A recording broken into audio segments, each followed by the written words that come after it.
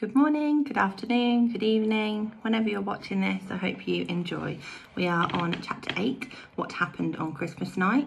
Feels a little bit strange to be reading about Christmas in the middle of June, especially when it's as warm as it is at the moment, although I hear that there are thunderstorms and lots of rain showers coming, so keep an eye out.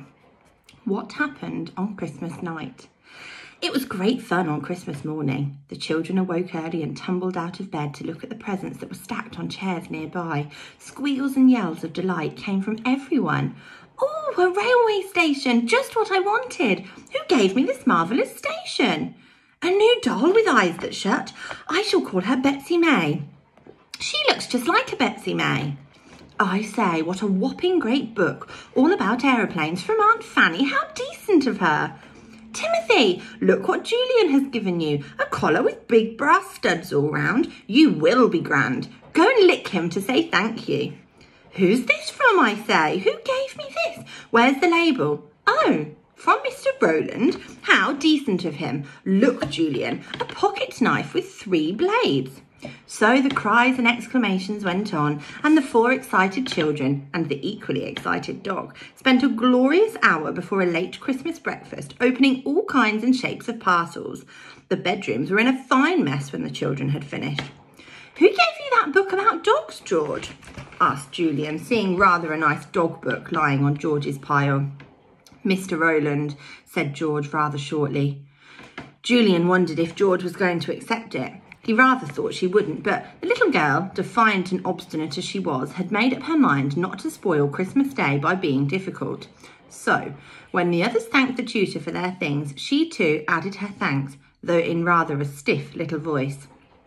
George hadn't given the tutor anything, but the others had, and Mr. Rowland thanked them all very heartily, appearing to be very pleased indeed. He told Anne that her Christmas card was the nicest he had ever had, and she beamed at him with joy.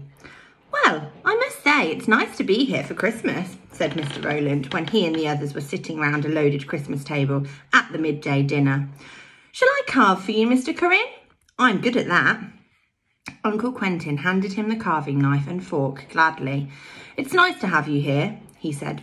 I must say you've settled in well. I'm sure we all feel as if we've known you for ages. It really was a jolly Christmas day. There were no lessons, of course, and there were to be none the next day either. The children gave themselves up to the enjoyment of eating a great deal, sucking sweets, and looking forward to the lighting of the Christmas tree. It looked beautiful when the candles were lighted. They twinkled in the darkness of the hall, and the bright ornament shone and glowed.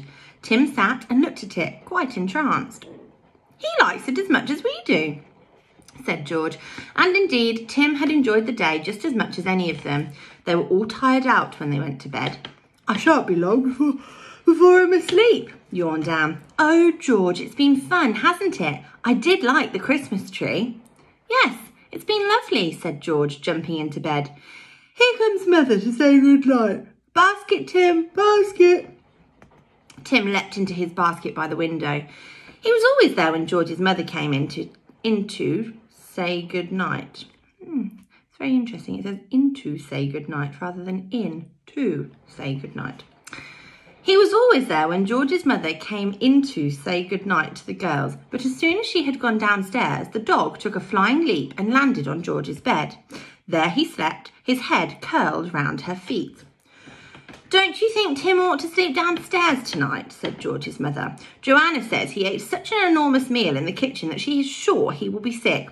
Oh no, Mother, said George at once. Make Tim sleep downstairs on Christmas night? Whatever would he think?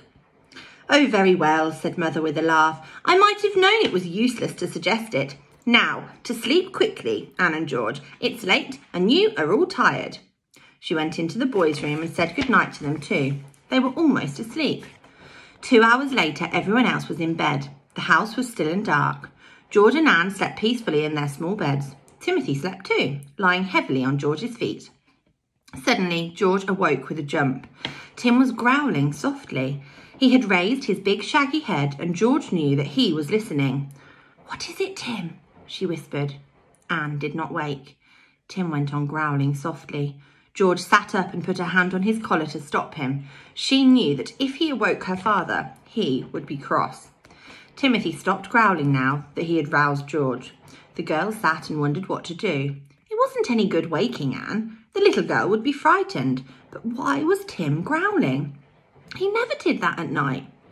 Perhaps I'd better go and see if everything is all right, thought George. She was quite fearless, and the thought of creeping through the still, dark house did not disturb her at all. Besides, she had Tim.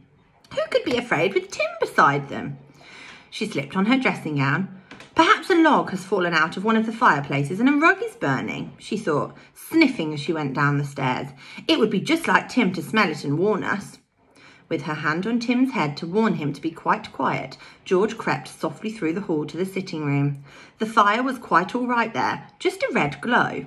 In the kitchen all was peace too. Tim's feet made a noise there as his claws rattled against the linoleum. A slight sound came from the other side of the house. Tim growled quite loudly, and the hairs on the back of his neck rose up. George stood still. Could it possibly be burglars? Suddenly, Timothy shook himself free from her fingers and leapt across the hall, down a passage and into the study beyond. There was the sound of an exclamation and a noise as if someone was falling over. "It is a burglar," said George, and she ran to the study. She saw a torch shining on the floor, dropped by someone who was even now struggling with Tim. George switched on the light and then looked with the greatest astonishment into the study. Mr. Rowland was there, in his dressing gown, rolling on the floor, trying to get away from Timothy, who, although not biting him, was holding him firmly by his dressing gown. "Oh, it's you, George! Call your beastly dog off," said Mr. Rowland in a low and angry voice. "Do you want to rouse the whole household?" "Why are you creeping about with a torch?" demanded George.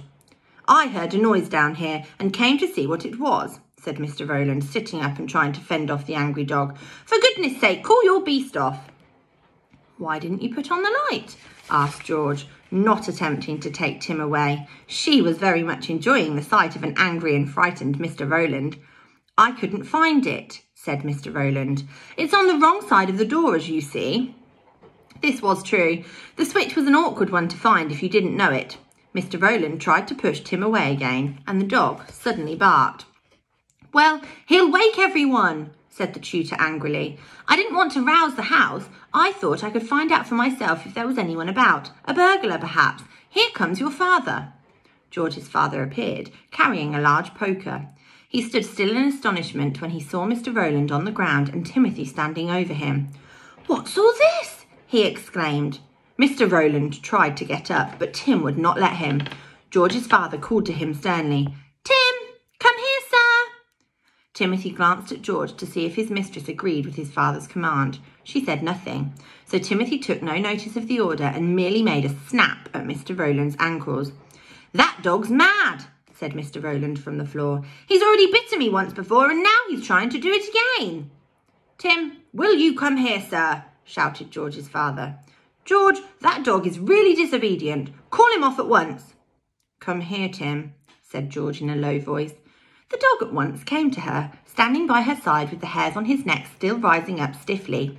He growled softly as if to say, "Be careful, Mr. Rowland, be careful." The tutor got up. He was very angry indeed. He spoke to George's father. "I heard some sort of noise and came down with my torch to see what it was," he said. "I thought it came from your study, and knowing you kept your valuable books and instruments here, I wondered if some thief was about. I had just got down and into the room when that dog appeared from somewhere and got me down on the ground. George came along too and would not call him off." "I can't understand your behaviour, George, I really can't," said her father angrily. "I hope you are not going to behave stupidly as you used to behave before your cousins came last summer. And what is this I hear about Tim biting Mr. Rowland before?" "George had him under the table during lessons," said Mr. Rowland. "I didn't know that, and when I stretched out my legs, they touched Tim, and he bit me. I didn't tell you before, sir, because I didn't want to trouble you. Both George and the dog have tried to annoy me ever since I have been here." "Well, Tim must go outside and live in the kennel," said George's father. "I won't have him in the house. It will be a punishment for him and a punishment for you too, George. I will not have this kind of behaviour. Mr. Rowland has been extremely kind to you all." I won't let Tim live outside, said George furiously. It's such cold weather and it would simply break his heart. Well, his heart must be broken then, said her father. It will depend entirely on your behaviour from now on whether Tim is allowed in the house at all these holidays. I shall ask Mr. Rowland each day how you have behaved. If you have a bad report, then Tim stays outside. Now you know. Go back to bed, but first apologise to Mr. Rowland. I won't, said George, and choked by feelings of anger and dismay, she tore out of the room and up the stairs. The two men stared after her. Let her be, said Mr. Rowland. She's a very difficult child and has made her mind up not to like me. That's quite plain. But I shall be very glad to know that that dog isn't in the house. I'm not at all certain that Georgina wouldn't set him on me if she could. I'm sorry about all this, said George's father. I wonder what the noise was that you heard. A log falling in the grate, I expect. Now, what am I to do about that tiresome dog tonight? Go and take him outside, I suppose. Leave him tonight, said Mr. Rowland. I can hear noises upstairs. The others are awake by now. Don't let's make any more disturbance tonight. Perhaps you're right, said George's father thankfully. He didn't at all want to tackle a defiant little girl and an angry big dog in the middle of a cold night. The two men went to bed and slept. George did not sleep. The others had been awake when she got upstairs and she had told them what had happened. George, you really are an idiot, said Dick. After all, why shouldn't Mr. Rowland go down if he heard a noise? You went down. Now we shan't have darling old Tim in the house in this cold weather. Anne began to cry. She didn't like hearing that the tutor she liked so much had been knocked down by Tim, and she hated hearing that Tim was to be punished. Don't be a baby, said George. I'm not crying, and it's my dog. But when everyone had settled down again in bed and slept peacefully, George's pillow was very wet indeed. Tim crept up beside her and licked the salt tears off her cheek. He whined softly. Tim was always unhappy when his little mistress was sad. Do you believe that Mr. Rowland was looking for the burglar? Or do you think something else was at play? Why was Tim growling? Will he end up outside? Maybe we will find out in Chapter 9, A Hunt for the Secret Way, next time we read. Have a lovely day. See you all soon. Bye.